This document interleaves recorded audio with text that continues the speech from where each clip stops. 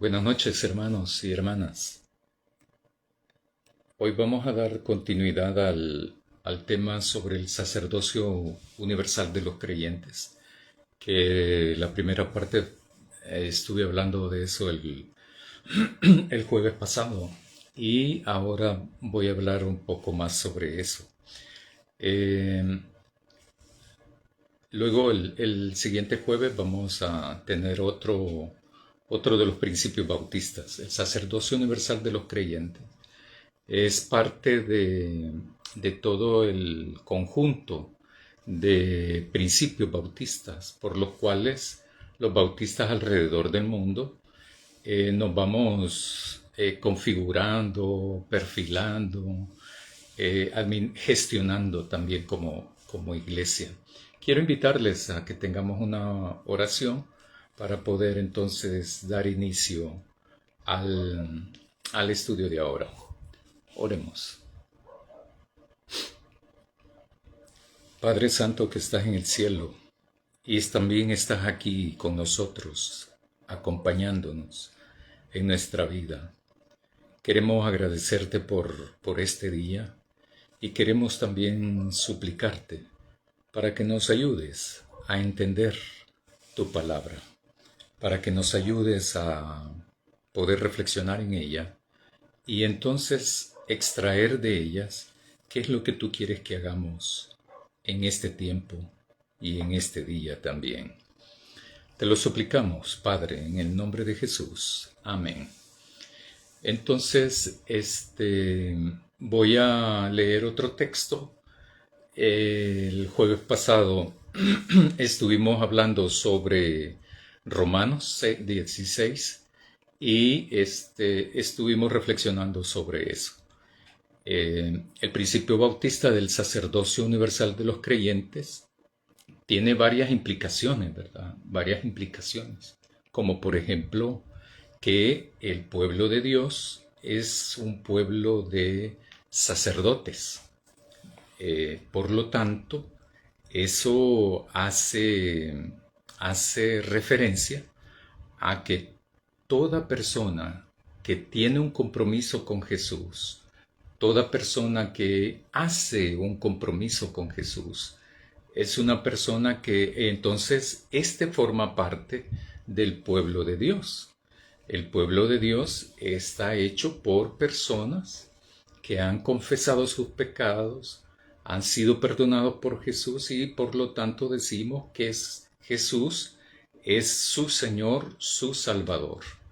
Y también eso implicará la salvación de la muerte eterna, no solo de la salvación temporal, sino hace referencia a la vida eterna. De eso es que nos salvamos de morir eternamente.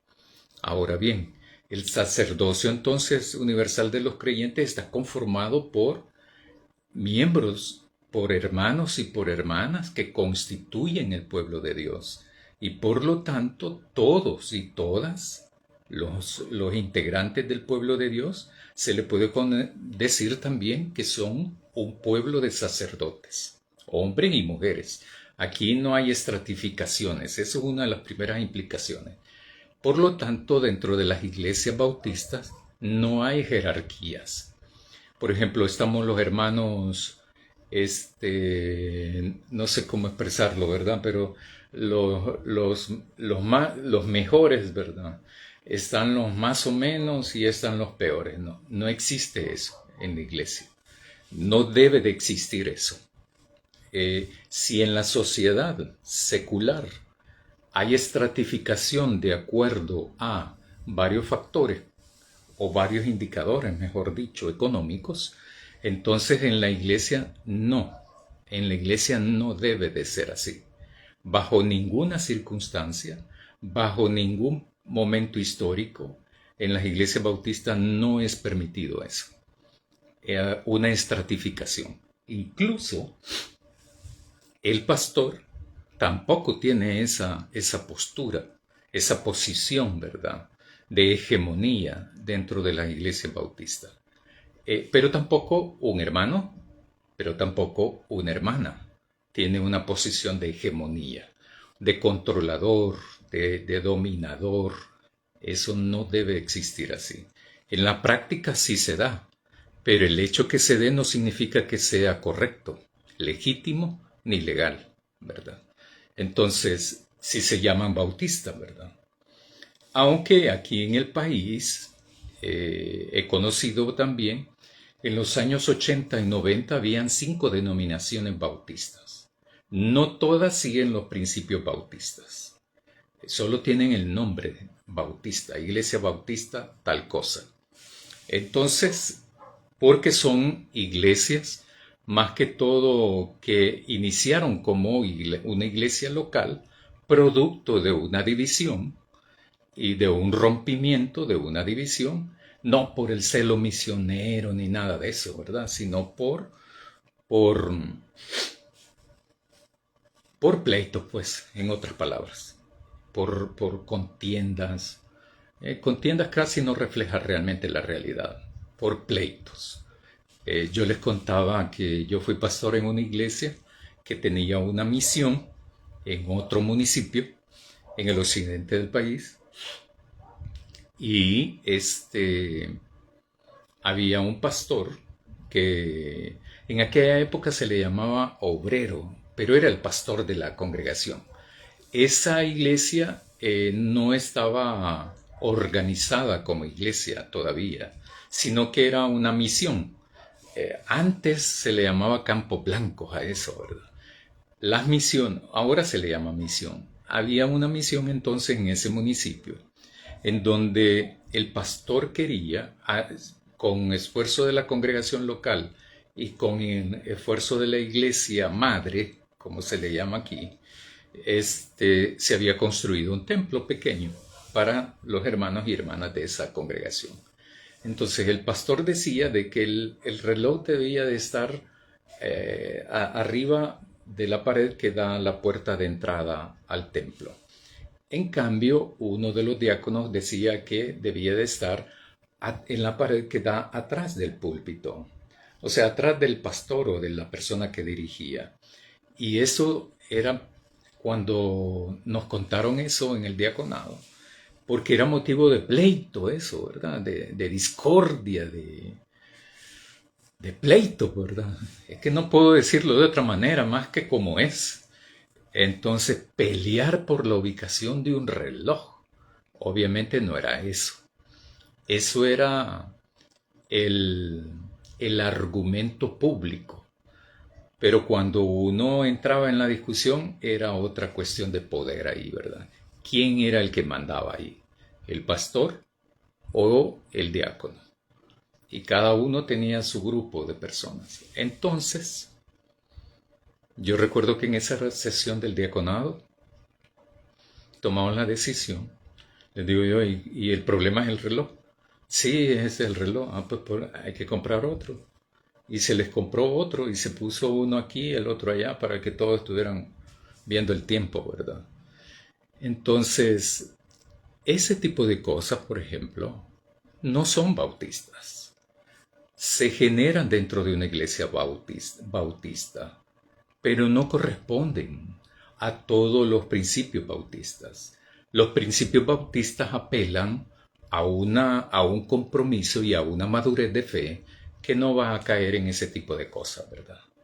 Entonces, hay que, la doctrina, como decía yo anteriormente, el jueves pasado y el domingo, la doctrina están hechas por las personas.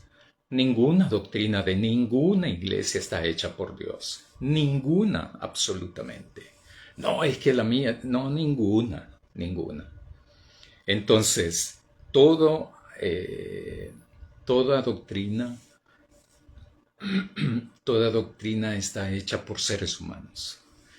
La doctrina en un sentido, les decía yo, puede interpretarse que la doctrina nos divide porque nos aísla de otros.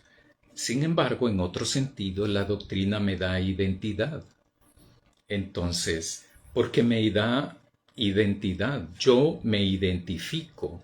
¿Por qué no soy de otra iglesia y soy bautista? porque me identifico con sus principios. Entonces, con su forma de adorar, de alabar, con su forma de estudiar la Biblia, cuál es la posición de la Biblia frente a toda la vida, dentro del templo y fuera del templo. Que ese es otro de los principios que estoy predicando, que es la Biblia nuestra norma de fe y de práctica, de norma de fe y de vida. ¿Qué de malo hay en eso? Nada malo. Totalmente lo contrario. Si la Biblia es mi norma de fe y de vida, quiere decir que el escudriñar, estudiar, reflexionar en el texto bíblico me posibilita, me da las herramientas, me da el conocimiento a través de ese ejercicio, pues, de lectura, reflexión, estudio, comprensión. Me da ese conocimiento de qué es lo que quiere Dios que yo haga como pueblo, como su pueblo, o como iglesia, o como su iglesia. Es eso lo que tenemos que hacer, ¿verdad? En este sentido, el tener el principio bautista del sacerdocio universal de los creyentes apela a la madurez. ¿De quién? De cualquier miembro de la iglesia que quiera ser bautista. Yo eso no se lo voy a pedir a alguien que no es bautista, ¿verdad? Obviamente. Entonces, si hay un pueblo donde no hay una estratificación teológica, estratificación eclesial, o sea, de iglesia, no hay una estratificación dentro de la iglesia, porque no debe de haberlo. Si no lo hay, entonces todos somos un pueblo al mismo nivel, con los mismos derechos, las mismas responsabilidades, los mismos compromisos, pero también las mismas oportunidades. ¿De qué? De servir a Dios. Eso es todo. En la iglesia, en el templo, todos los miembros de la primera iglesia bautista, todos somos iglesia. Todos somos iglesia. En este sentido, todos somos pueblo de Dios. Y en ese mismo sentido, entonces, todos somos un pueblo de sacerdotes. Pero puede surgir entonces que... ¿Puede entonces esto generar competencias? ¿Competitividad? Eso es lo que no debe de haber. Porque yo no compito con otro hermano, ni con otra hermana, ni ustedes tampoco. Entrar en esa dinámica es no haber entrado en los valores del reino de Dios. Y si no, es mantener la estructura de valores de una sociedad pecadora, secular, que no tiene a Dios. Entonces, al todo lo contrario, dentro de la iglesia se apela a ser competente, no competitivo. En la sociedad, en el sistema educativo, se nos educa, se nos fomenta ser competitivo. Los primeros lugares son los mejores. Los que están en último lugar son los peores. Eso no es cierto. No es cierto desde la perspectiva del desarrollo del conocimiento, ¿verdad? La nota es una cosa. Incluso en El Salvador tenemos un sistema educativo muy atrasado comparado con los demás países del continente americano y ya no dijéramos de Europa, ¿verdad? Aquí todavía se habla de unidades valorativas y todos los demás hablan universidades de, se me olvidó, de créditos,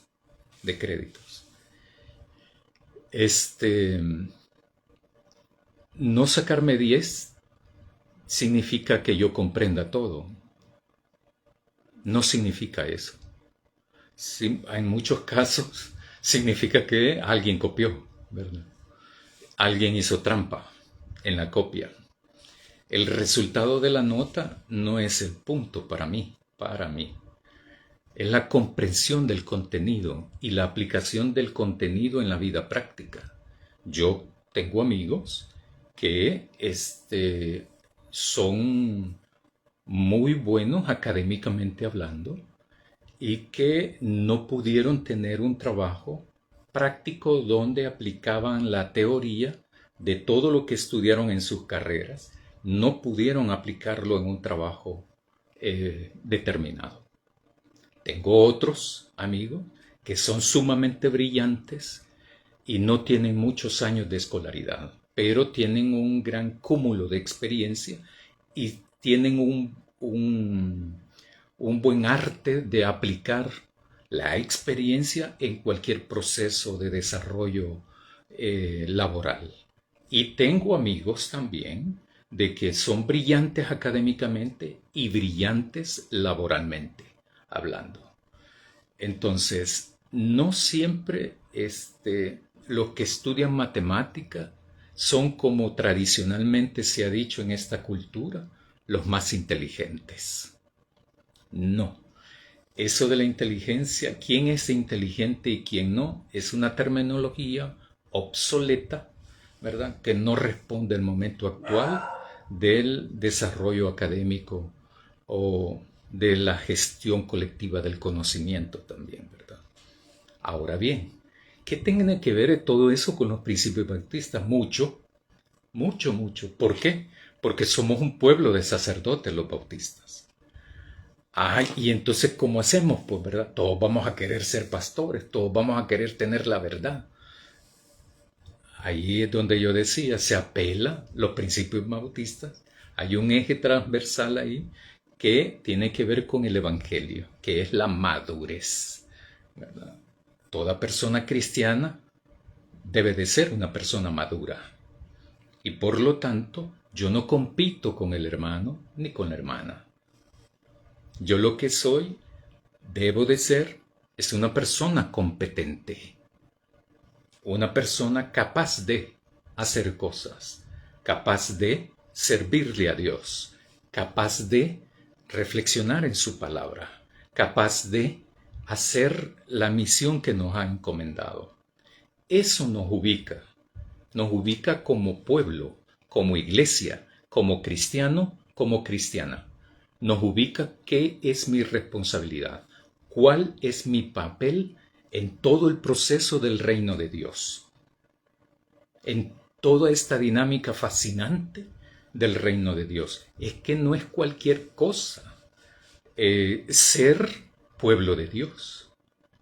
Y yo decía eso también anteriormente, que los bautistas, muchos bautistas, se ha perdido eso de ser privilegio, ¿verdad?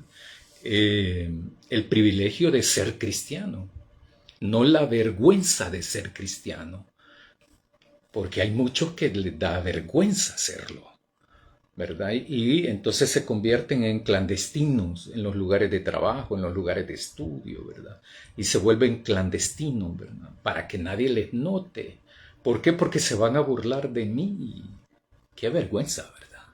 Llegar a ese punto. Eso no está, entonces, no estar ubicado uno realmente quién es. Entonces es un privilegio ser cristiano. Ser cristiano es un privilegio. Ser miembro del pueblo de Dios es un privilegio.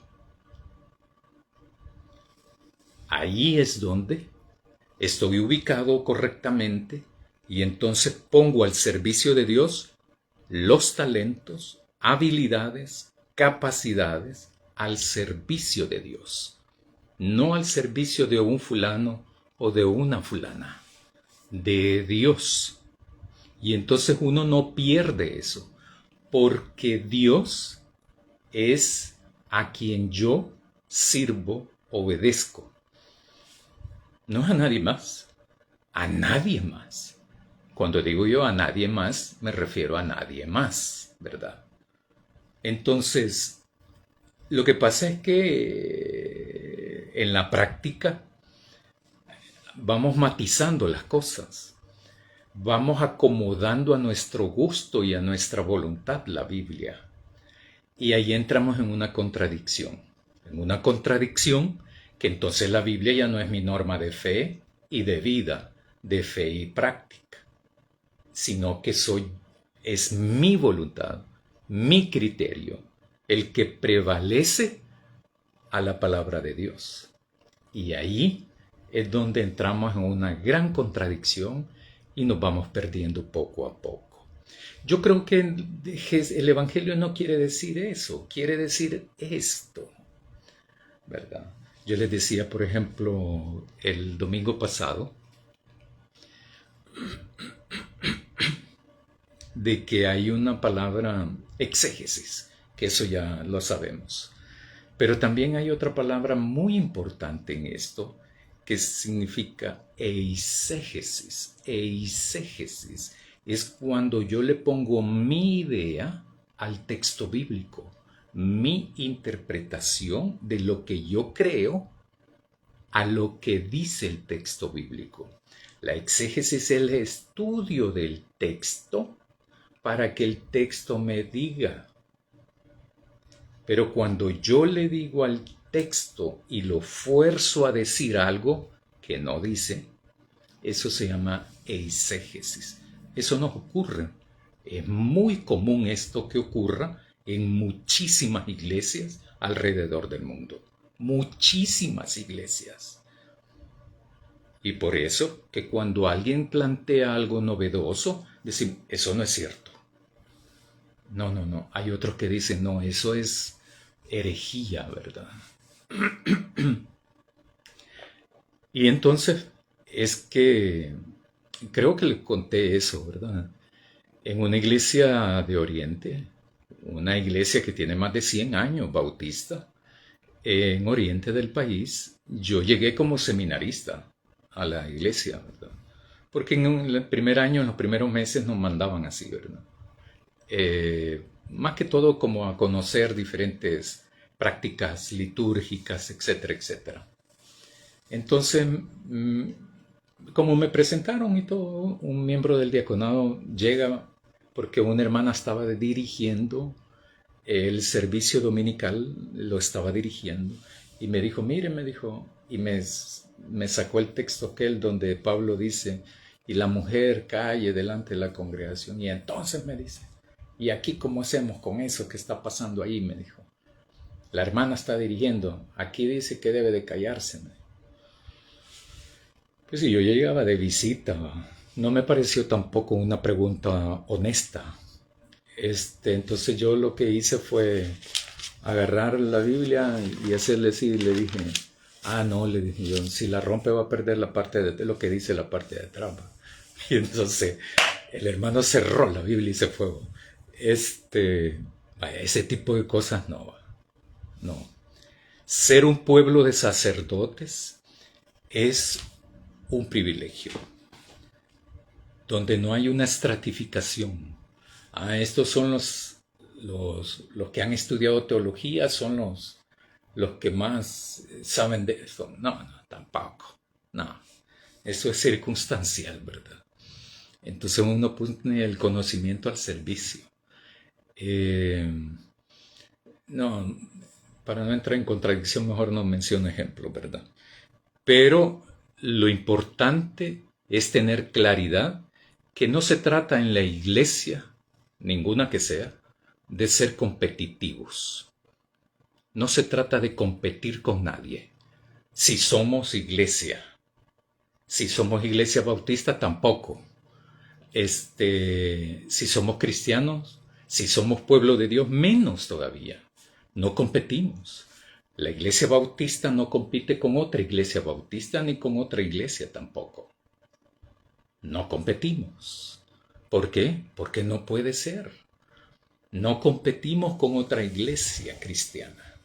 Al contrario, lo que debiésemos hacer es unir esfuerzos para alcanzar a más personas en el proceso de hacer discípulos y discípulas. Quiero invitarles a buscar Hebreos capítulo 7, el versículo 22.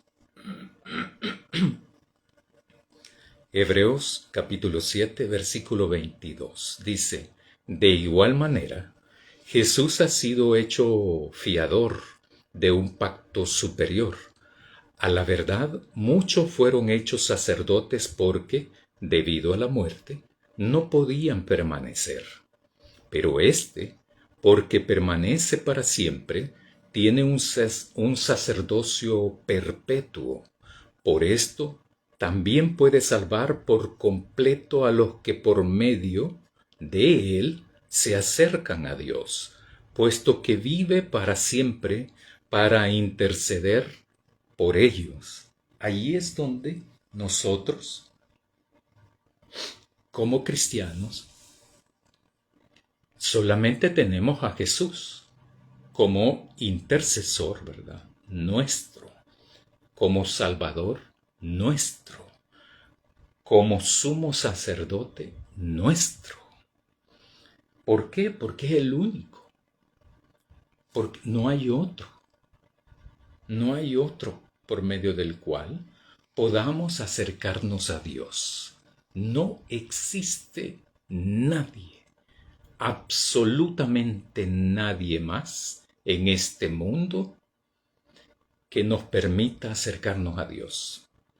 Lo que hacemos en la iglesia, y todos somos llamados a hacerlo, no solo los pastores, sino también todo miembro de la iglesia, como sacerdote que es, como cristiano que es, todos nos convertimos en facilitadores para que otras personas conozcan a Dios. Y ahí entonces ayudamos a proclamar el Evangelio, que de eso se trata, la proclamación. No se trata de la gritería, sino que se trata de demostrar también eso. Ejemplificar, modelar eso con nuestra vida. ¿Qué es ser un cristiano? ¿Qué es ser una persona cristiana? O sea, la gente nos ve y por lo tanto nosotros somos también un pueblo de Dios, un pueblo de sacerdotes, que facilitamos eso para llevar a la gente, para que conozca a Jesús, y éste dará todo lo concerniente para la salvación de sus vidas. El versículo 26, porque tal sumo sacerdote nos convenía, santo, inocente, puro, apartado de los pecadores y exaltado más allá de los cielos. Está hablando de Jesús, no de ningún otro mortal, llano y silvestre, ¿verdad? Como ser humano, sino que está hablando de Jesús de Nazaret.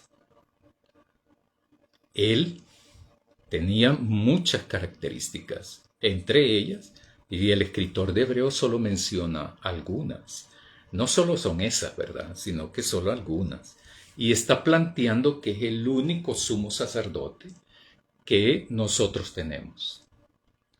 Él no tiene cada día la necesidad, como otros sumos sacerdotes. Esos otros sumos sacerdotes hace referencia a la religión judía, que de ofrecer sacrificios. Estos sumos sacerdotes hacían el ritual de sacrificio por sus propios pecados y después este sacerdote también hacía para la expiación de pecados de la demás gente. Jesús no tiene que hacer eso. ¿Por qué? Porque era santo. Porque no cometió pecado, nunca. Porque no era como nosotros, pecadores. Y entonces eso le da toda la solvencia, la legitimidad de convertirse en nuestro sumo sacerdote. Este es un planteamiento que el escritor está haciendo, ¿verdad? Jesús es el Señor y Salvador, punto, ¿verdad? Pero él está hablando porque ha estado hablando en el capítulo 7 de Melquisedec, que es un sacerdote que aparece, que Abraham le entrega los diezmos a él. Abraham, que es el patriarca, ¿verdad? El padre de toda la nación israelita, etcétera, etcétera, ¿verdad? El patriarca de la fe y todo eso. Este Melquisedec eh, aparece y desaparece, ¿verdad? No hay un planteamiento de su hilo genealógico, no tiene vinculación con la tribu de los levitas. Y entonces, ¿cómo es esto, verdad? Y Hebreos, el escritor de Hebreos, está haciendo todo ese planteamiento. La ley constituye como sumos sacerdotes a hombres débiles, pero la palabra del juramento, posterior a la ley, constituyó al Hijo, hecho perfecto para siempre, dice Hebreos. Jesús, lo que está haciendo el escritor de Hebreos, es que está diciendo, planteando, argumentando a través de aspectos teológicos. ¿Por qué Jesús? La importancia de Jesús, la importancia determinante de Jesús como el intercesor entre los seres humanos y Dios. Jesús es el único por medio del cual podemos tener ese acceso directo a Dios, a través de Jesús. Ningún otro mortal lo puede ser. Yo no puedo conectar a nadie con Dios, pero cada quien, nadie tiene que buscarme para hacer eso. ¿Por qué? Porque si somos un pueblo de sacerdotes, tenemos conexión directa con Jesús. No necesitamos otro más. O sea, no hay que perder tiempo, pues. ¿Por qué van a ir para acá si pueden ir directamente con Jesús? Ese es el punto, ¿verdad? En este sentido, el sacerdocio universal de los creyentes implicaría tener ese conocimiento claro. Implicaría tener una madurez determinada. Una madurez que corresponda a esa fe. Y una fe que corresponda a esa madurez. Para no entonces dispersarnos en trivialidades como las que les mencioné del reloj. ¿Verdad? Esas cosas no pueden ser, ¿verdad? Dentro de una iglesia no debiesen de ser. Ese tipo de cosas no debiesen de ocurrir bajo ninguna circunstancia, motivo, ni nada. ¿Por qué? Porque somos iglesia. Entonces, y somos una iglesia, o sea, somos un pueblo de Dios, que tenemos nosotros tareas determinadas que hacer como pueblo de Dios. Tareas determinadas de hacer que ya Jesús nos encomendó. Como por ejemplo hacer discípulos. Esa es una tarea que tenemos que hacer y que no podemos postergar. Postergarla no podemos. Tenemos tareas que hacer de manera orientativa también, como pueblo de Dios. Nosotros, como iglesia, nosotros como pueblo de Dios, debemos de orientar a la demás gente. No solo al interior del templo, sino también afuera del templo. O sea, nos convertimos en referentes de una palabra de Dios, en referentes de unas buenas nuevas del reino de Dios. Nos ponemos como referentes todos y todas. Si han hecho un compromiso con Jesús, ya estábamos metidos en eso, ¿verdad? Entonces, eso es un privilegio. No es una carga, es un privilegio. Es un privilegio. No es algo, un yugo, ¿verdad? Pues sí, hay que llevarlo. Ese texto que Jesús dice es se refiere a otra cosa. Yo solo estoy utilizando el yugo. No es una carga ser un referente de Dios. No es un yugo, no es una molestia, no es una vergüenza tampoco. Si uno experimenta estas, algunas o todas esas, habría que ver si realmente le interesa. Le interesa a esta persona ser cristiano o cristiana.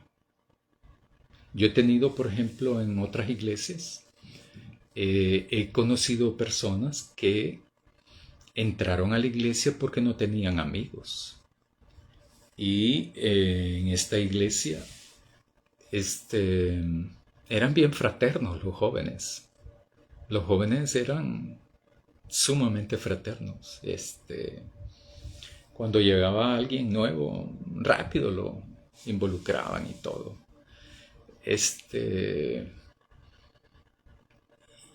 Y era así se llamaba, una sociedad de jóvenes. En una iglesia eran como alrededor de 30 y en la otra eran alrededor de 24, creo, 23, algo así.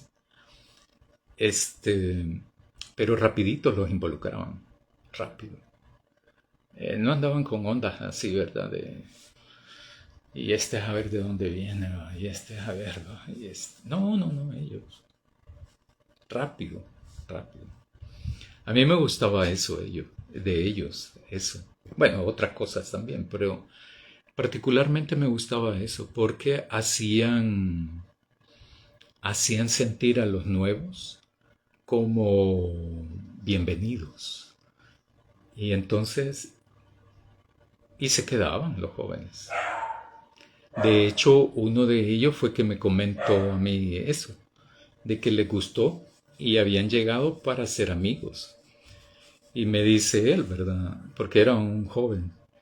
Me dice, y caí bien aquí porque todos son bien, bien amigos, me dice entonces. De hecho, todavía se comunican entre ellos porque de esa sociedad de jóvenes nos comunicamos todavía. Ya todos andan, creo que el menor de todos esos jóvenes andará por 50 años. Por 50 años. Pero ¿qué ocurrió ahí? Que permitió de que el lazo de fraternidad trascendiera con el tiempo y con la distancia, porque no todos viven aquí en El Salvador. Hay algunos que viven en Estados Unidos y otros en Europa y se comunican, ¿verdad? Es fascinante esa cosa. El sacerdocio universal de los creyentes tiene que ver con eso también, porque no compito con nadie. Nadie es mi enemigo. Nadie es mi competidor, el que me va a quitar. No. No nos vemos ahí como me van a quitar del puesto, ¿verdad? ¿No? ¿Por qué? Si en la iglesia no llegamos a eso, pues. Llegamos a poner al servicio de Dios nuestras capacidades, nuestros dones, talentos, habilidades similares y conexos, ¿verdad? Al servicio de Dios. ¿Por qué? Porque somos un pueblo de sacerdotes, donde todos tenemos una capacidad, todos tenemos un talento, todos tenemos una habilidad, o sea, todos tenemos un don. No hay nadie que no tenga eso.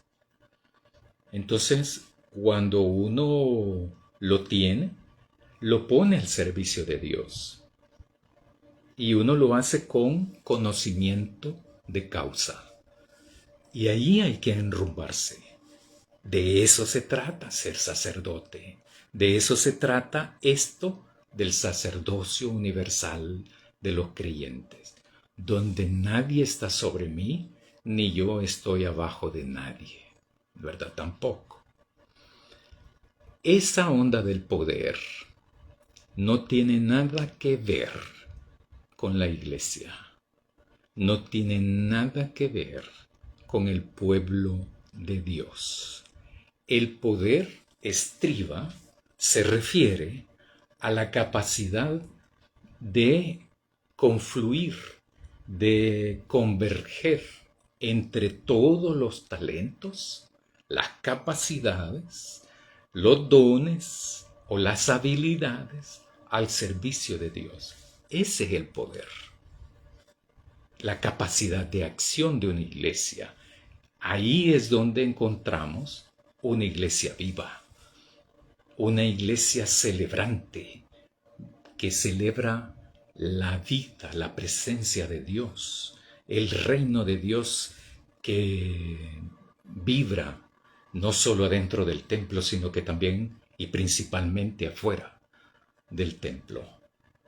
Porque ahí es donde está la vida, ¿verdad? La realidad, lo social, lo económico, lo político, lo cultural. Ahí es donde se dan las cosas. O sea, ahí es nuestro campo de acción. Pero no, eso se hace de manera muy discreta, ¿verdad? No necesariamente, bueno, se hace, mejor dicho, en la medida de que tenemos contacto con otra gente y empezamos entonces a articular nuestro conocimiento en un discurso articulado, en una práctica y testimonio de vida, en donde queremos incidir también en esta gente con la que tenemos contacto y demostrarle por qué es que yo creo en este Jesús de Nazaret. ¿Por qué este Jesús es mi Señor y Salvador? ¿Por qué es que yo adoro y alabo a Dios? ¿Por qué? ¿Por qué tengo esperanza en Él? Ahí es donde se dan los cubos, como decíamos antes, ¿verdad? Ahí es. Y así es la cosa, ¿verdad?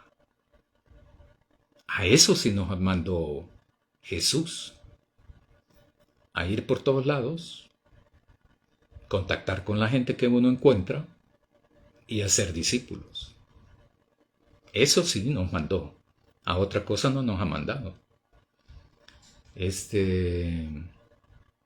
No quiero poner ejemplos de que no, porque hay iglesias que hacen otras cosas, ¿verdad? Yo en eso no me meto, pero porque no compito, pues.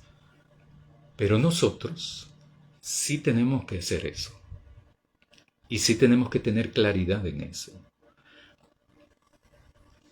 El sacerdocio universal de los creyentes implicaría también una actitud de conocer el texto bíblico, de conocer la Biblia, de conocer, estudiar la palabra de Dios, porque la palabra de Dios es orientativa para mi vida. Es, como dice el texto,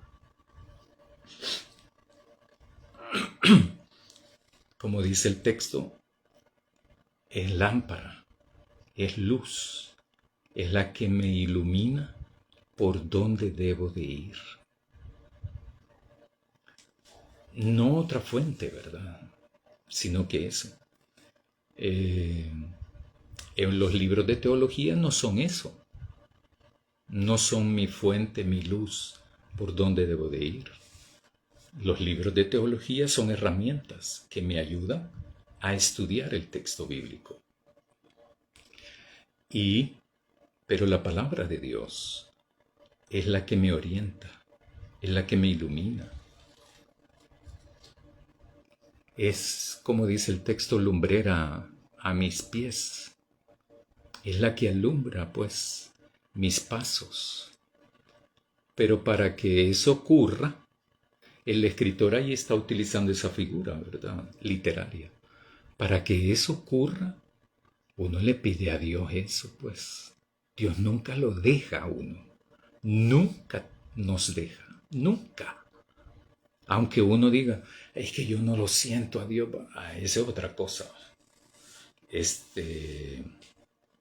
Uno no puede sentir cosas, pero no significa que no ocurra. O sea, Dios nunca lo desampara a uno. Nunca. Aún en que uno vaya a experimentar lo peor de lo peor, ¿verdad?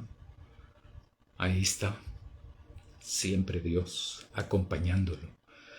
En nuestras luchas, en nuestros aciertos, desaciertos, en nuestros éxitos, fracasos. Ahí está, ahí está. Ser un pueblo de sacerdotes no es tener un pueblo de pleito, ¿verdad? No tener un pueblo dividido, no. Sino que eso implica madurez y por lo tanto es un pueblo que está al servicio de Dios. Entonces, hermanos y hermanas, con esto termino el principio este. Esto solo es una superficialidad, ¿verdad?, del texto. Ustedes pueden hacerlo. Si se meten a internet, busquen ahí principios bautistas y les van a aparecer un montón. O en YouTube también hay videos sobre eso. El pueblo de Dios es un pueblo al servicio de Dios. Un pueblo que ha entendido quién es Dios. Por eso somos su pueblo. Es un pueblo que sabe cuál es su tarea a cumplir. No hay que estarla capacitando y todo eso, ¿verdad? Año tras año. No. Uno lo sabe. Uno lo que puede hacer es capacitar sobre metodología, pero no sobre la tarea. Eso uno lo sabe en los primeros 3 meses de cuando uno se convierte, cuando uno hace el compromiso con Jesús. Eso lo sabe uno rápido. Se lo enseñan rápido en la iglesia. Lo otro es que sí tenemos que tener esa actitud de capacitarnos, porque si no, entonces vamos a postergar ser miembro del pueblo de Dios y vamos a postergar mucho servirle a Dios, y no hay que hacer eso, pues, porque falta mucho hace la tarea de la iglesia en la sociedad, en el pueblo. Vivimos tiempos difíciles, cargados de incertidumbre, no solo a nivel internacional, sino también nacional. De mucho se estira y encoge, de mucho falsas noticias, de mucho manipuleo mediático. Por ejemplo, lo que ocurrió, la desgracia esta de la inundación de la colonia que queda por acá. Hay una gran manipulación ahí, ¿verdad? Sobre esa situación. ¿Tiene que ver la iglesia con eso? Por supuesto que sí. Uno tiene que tener una postura desde la fe, no desde mi interés, desde la fe.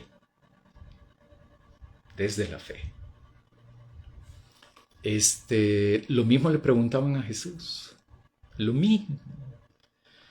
Mira, fíjate que encontramos una mujer aquí. Mira, ¿y qué decís vos, verdad? Si le entregamos, ¿a qué le debemos de dar esto al César o no, verdad? Siempre la iglesia debe de tener una orientación desde la fe para orientar a la gente que anda en la incertidumbre. Porque si la gente sigue incierta y la iglesia se calla, y entonces, ¿cuál será nuestro rol, verdad? Nuestro rol es el Evangelio. Nuestra proclamación es el reino de Dios, únicamente. Ninguna otra cosa, por supuesto. Pero una palabra de orientación, sí. Una palabra de orientación, de esperanza, de acompañamiento, eso sí. Oremos, hermanos y hermanas. Querido Dios, te agradecemos por el privilegio de ser cristianos, por el privilegio de ser hijos, hijas tuyas, por el privilegio de poder servirte en la proclamación del Evangelio, por el privilegio de que nos salvaste, de que nos des la salvación, de privilegio de ser poseedores destinatarios de tu misericordia, por el privilegio de recibir tu perdón por los pecados cometidos, por el privilegio de que nos acompañes día y noche, por el privilegio de que estás siempre con nosotros, cuando estamos bien o cuando estamos mal. Pero queremos agradecerte por el privilegio de irte conociendo poquito a poco y caminar contigo hasta que tú nos llames a tu presencia. Ayúdanos, Señor. Amén. Buenas noches, hermanos y hermanas.